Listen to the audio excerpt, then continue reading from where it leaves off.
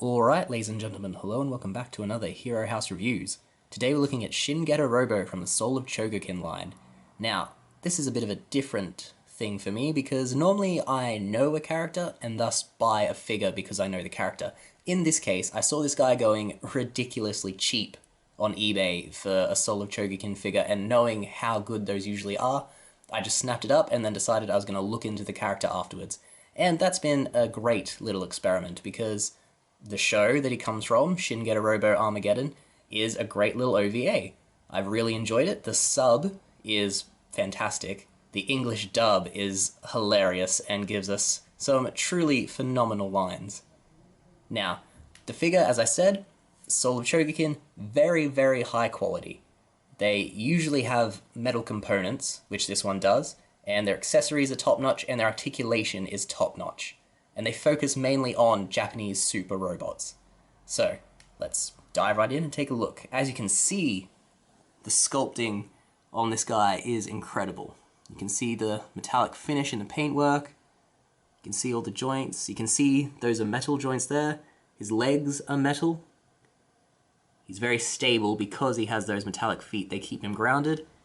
His backpack comes with wings, which are pretty much fully articulated in terms of, turning them around. Look at the blades. This tells you he's not for kids because I did cut myself on those blades, opening them up to take a look. Joins again, more blades, and then the piece de resistance is this scythe. Follow it down. Who Nelly? Look at the size of this thing. It's bigger than he is. I could use it as a weapon. And look at that wicked edge. So he just looks amazing. And articulation-wise, you cannot fault him. He can move in basically any position you want him to, which, I probably will struggle to display while he's holding his big-ass scythe. But he's got double-jointed elbows, so he can almost shut them, 90 degrees. There's engineering here in the shoulder that's incredible because he's got these massive shoulder pads, but if you pull that out, you can then move it completely unimpeded on a ball joint. That's great design. Same on the other arm. Same with the feet. You can pull the feet out to give him more foot rotation. Again, it's a metal joint, so very strong, very nice.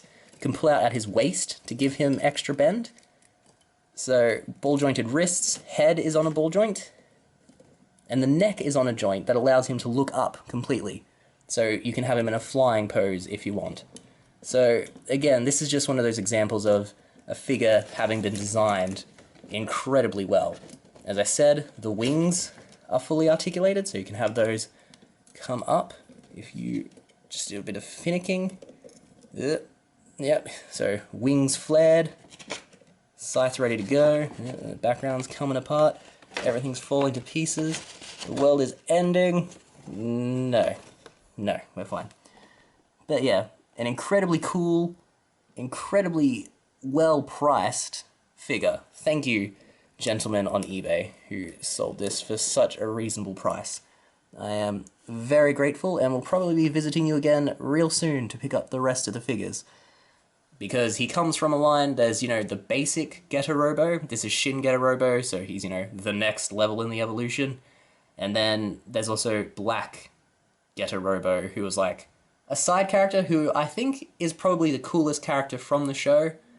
It's just a very sick robot. It's a remodeled Getter, older version, that sort of this badass character has remodeled to be more vicious, and it looks good, and whenever it shows up, the quality of the show itself increases.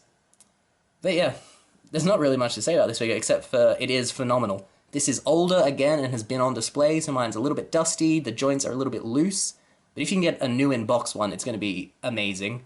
And this one's amazing, and it's a 5 out of 5.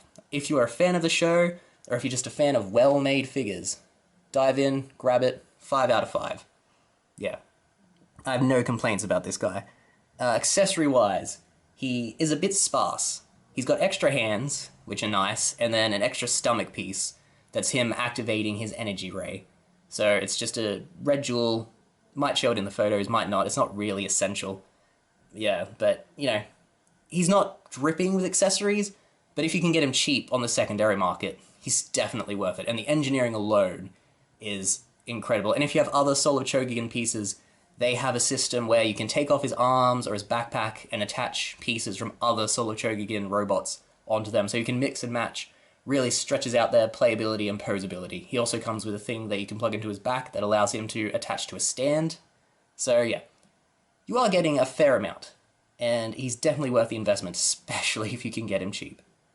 Anyway, on to the photos, and then we'll wrap this up. One sec.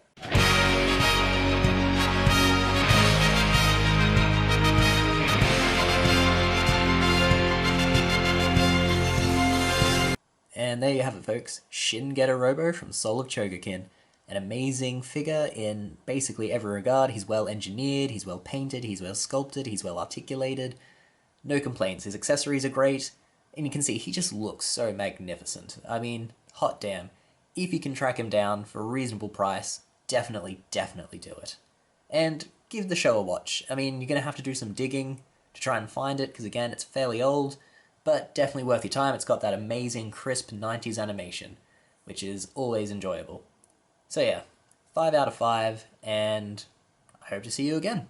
If you want to see more, we have Hero House, which is a great show. We have Figure Fights, which is entirely stop motion and, engaging, and hopefully we'll have Shredder v Shang-Chi ready in the coming weeks. And we got plenty more reviews. Don't forget to like and subscribe, and I'll see you again.